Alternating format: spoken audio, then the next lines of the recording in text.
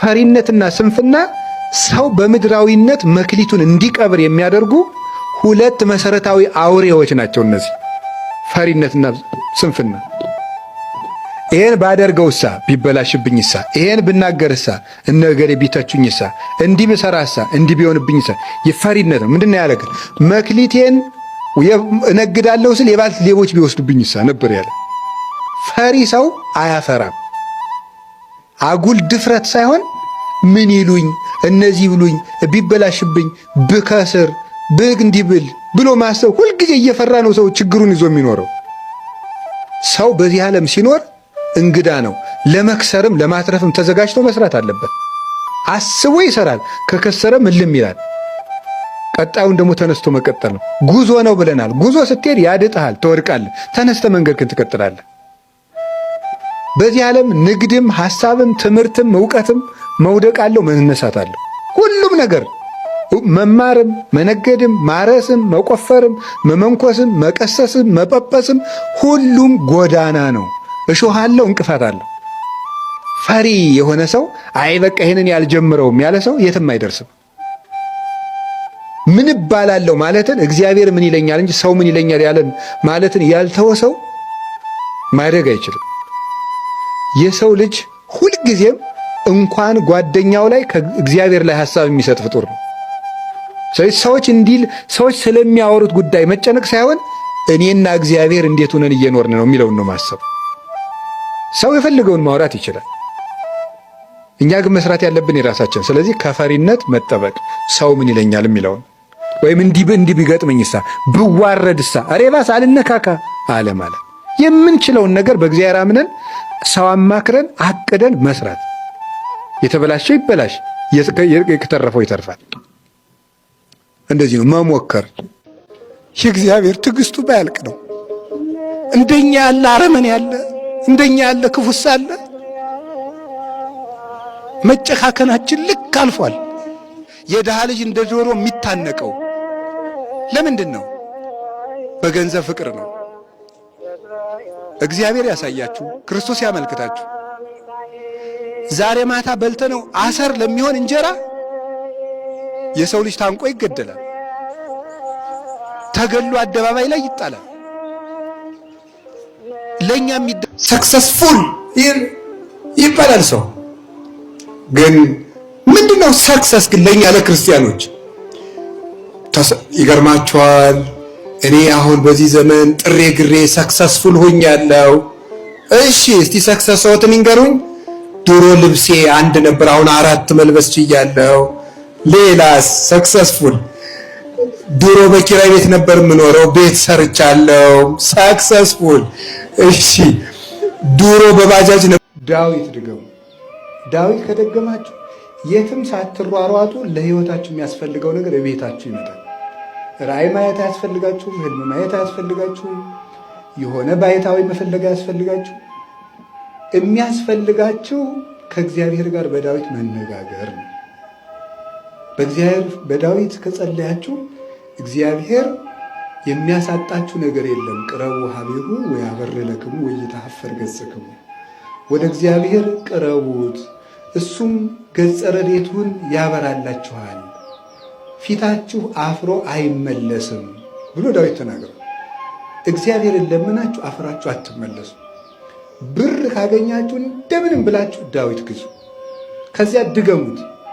እግዚአብሔር ቅርብ ነው። እግዚአብሔር እንደ ጣዖት ዝም ብሎ እዚያ የሆነ ቦታ ጉች ያለ አምላክ እንዳይመስላችሁ። እግዚአብሔር ከኛ ጋርም የሚኖር ነው። እግዚአብሔር አብሮን የሚኖር ነው። ሩቅ አገር ያለ አንድ የተከበረ ንጉሥና ፈርተን ተንቀጥቅጠን በመጋረጃ ማየት የማንችለው ሰላም አስከባሪዎች ወይም ደግሞ እልፍኛ አስከልካይ የሚባሉት በፊቱ የከበቡት ዞር በል መግባት አትችልም የሚሉት ንጉሥ አይደለም። እግዚአብሔር ትሁት፣ ቅርብ፣ ከድሃም ከባለጸጋም ጋር አብሮ የሚኖር ከተራዎች ጋር አብሮ የሚኖር የተራዎች ሁሉ አባት ነው እግዚአብሔር። እግዚአብሔርን ለማግኘት ወረፋ ማስያዝ፣ የሚያነጋግር ሰው መፈለግ አያስፈልግም። እግዚአብሔርን ብንማር እሱ በሰጠን አይምሮ ነው። ብናስተምር እሱ በገለጠው እውቀት ነው። ብንሰጥ እሱ ያበቀለውን እህል ነው። ብናጠጣ እሱ ያፈሰሰውን ውሃ ነው። ልብስ ብንሰጥ እሱ ካበቀለው ጥጥ አግኝተን፣ ብንሰግድ እሱ በፈጠረው ኃይል ባጎናጸፈው ጉልበት ነው። ብናመሰግን እሱ ባከናወነው አንደበት ነው። መልካም ብናስብ እሱ በፈጠረው ልቡና ነው። ብንቀድስ ብናስቀድስ በገዛ ሥጋው በገዛ ደሙ ነው። የእሱ ያልሆነ የለም። ስለዚህ የሚባለው ተመልከቱ፣ ዘያአሲ ተወካሽ የሚሰጥ የሰጠውን ሰጣችሁኝ ብሎ ደግሞ ዋጋ የሚከፍል ራሱ የሰጠውን እንጀራ ዘከራችሁልኝ ብሎ ለዚያ ዋጋ የሚከፍል እንደሱ ያለ ማንም የለም።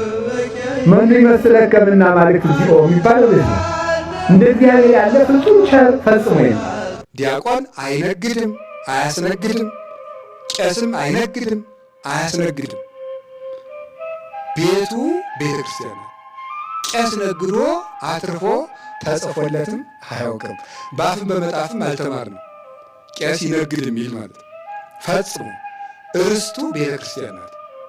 ቤተ ክርስቲያን ናት እና እንደ መላእክት የሚያመሰግን ሀገሩ በሰማይ የሆነ የንጉሥ ክርስቶስ ባለሟል የሆነ የማያዳላ ትዕቢተኛ ያልሆነ ጠጥቶ የማይሰክር እጁን ለመማታት አንደበቱን ለመግዘት የማያፋጥን ጭምትና ልከኛ ሁለት አፍ የሌለው ለአንዱ ሌላ የማይል ማለዳ ሌላ ማታ ሌላ የማይል በአንድ አንደበት የሚናገር ዲቁና ይሾማል። እንግዲህ ዲያቆን ሲሾም እንደምታውቁት 7ቱ ዲያቆናት ሲሾሙ ጌታ በሕዝቡ እንዲመረጡ ነው ያደረጋቸው። ዛሬም ዲያቆን ሲሾም እንዴት ነው የሚሾመው? ለሕዝቡ ተነግሮ ነው የሚሾመው። እንዲሁ ዛሬ ያ ቢደረግ ደስ ይለኝ ነበር። እግዚአብሔር ፈቅዶ ያንን ዘመን ቢያመጣው። ማለት ምን ማለት መሰላችሁ? የገሌ ልጅ ዲያቆን ላደርገው ስለሆነ እስቲ አስተያየት ስጡበት ብሎ ዲያቆን ጳጳሱ ሕዝብ ላይ እሑድ ተገንቶ ይጠይቃል። አረ ቆይ ጥቂት ይስተካከል እንዲያለ አመል አለበት ከተባለ ይቆያል እስኪታረም ድረስ ማለት። ከዚያ በኋላ የሚሰጠው ሕዝብ አምኖበት ይሾማል። ዛሬ ጳጳሳት ሲሾሙ ይደረጋል መሰል ያልኩት እኔ ሲመረጡ ተገኝቼ ስለማላውቅ ነው። እና ጳጳሳት ሲሾሙ እንደምታውቁት ነገሌ ሊሾሙ ነው ተብሎ በቴሌቪዥን ይደረጋል ይመስለኛል። እንደሱ ማለት ነው። ልክ እንደዚያ እሑድ ቀን ለሕዝቡ እንደዚያ ተደርጎ ከዛ በኋላ ጳጳሱ እጁን ጭኖ ንሳ መንፈስ ቅዱስን ተቀበል ይደርብህ ብሎ ይሾመዋል። ከዛ በኋላ በቤተ ክርስቲያን ውስጥ ማዕረግ አለው። እኛ አሁን በእኛ በኢትዮጵያ ኦርቶዶክስ ተዋሕዶ ቤተክርስቲያን ሁሉም አንድ ጊዜ ነው ዲቁና የሚሰጣቸው። ሌሎች አብያተ ክርስቲያናት ማዕረግ አለው። ይሄ አናጉንስጢስ፣ ንፍቅ ዲያቆን ብሎ ከዛ በኋላ ሞልቶ ነው የሚሄደው።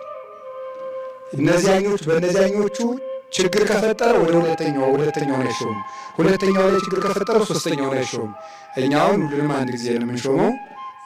3 ግን ቢፈተን ጥሩ ነው። ወደፊት ይሆናል። 3 የክህነት ማዕረጋት ነው ያሉት። እንደምታውቁት 3 የክህነት ማዕረጋት ነው። ዲቁና፣ ቅስናና ምንድን ነው?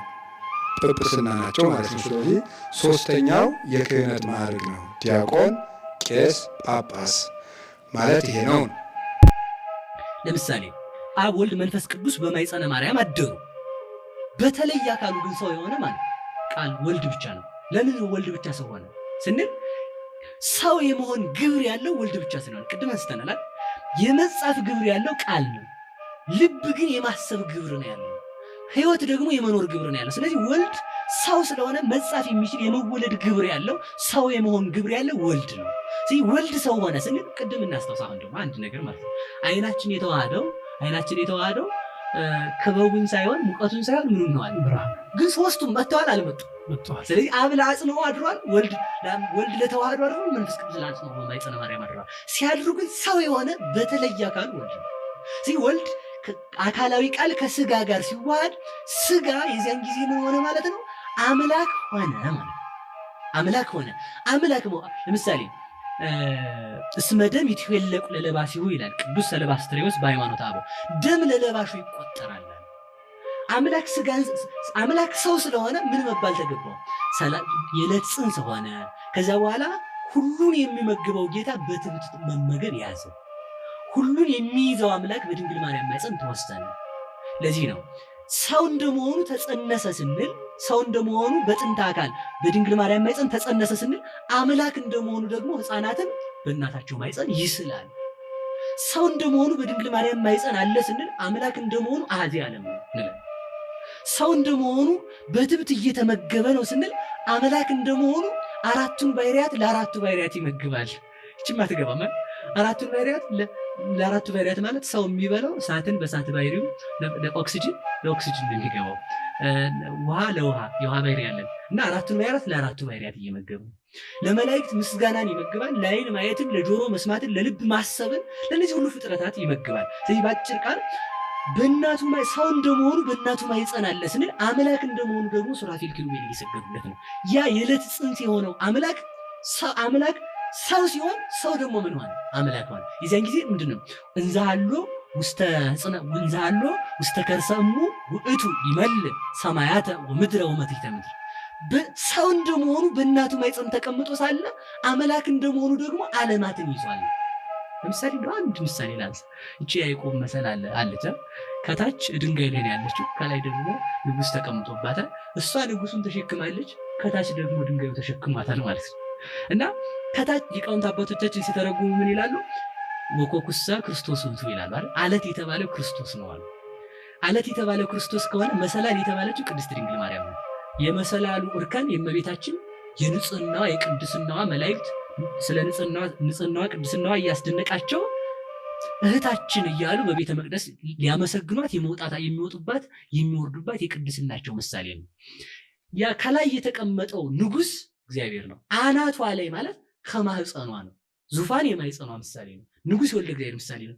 ከላይ ተሸክመዋለች፣ ከታች ደግሞ ተሸክሟታል ማለት ነው።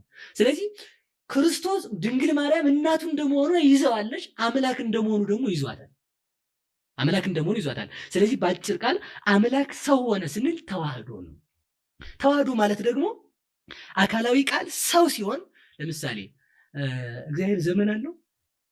እንደውም ሊቃውንት አባቶቻችን የሚሉት አንተስ አንተክመ ወአመቲከን እያልቅ ቅዱስ ዳዊት ራሱ አንተ ነህ፣ ዓመቶችም ከቶ አያልቁ። እግዚአብሔር መነሻ አለው። መነሻ ካለው መድረሻ አለው፣ መድረሻም ካለው ኃላፊ ሊሆን ነው ማለት ነው። ለቱ ስብሐት። ስለዚህ እግዚአብሔር ከማያልቅ ዘመኑ የሚያልቅ ዘመን አመጣ። በሚያልቅ ዘመኑ ውስጥ ደግሞ ሰው ሲሆን ተመልከቱ እንግዲህ 30 ዓመት ሞላው ብለን ቆጠርንለት ማለት ነው። 30 ዓመት ሞላው ብለን ስንቆጥር ለማን ነው የምንቆጥረው? እግዚአብሔር በ9 ወር ሆነው ከዛ ተወለደ ከዛ ተጠመቀ ስንል 30 ዓመት ሲሞላ ተጠመቃል።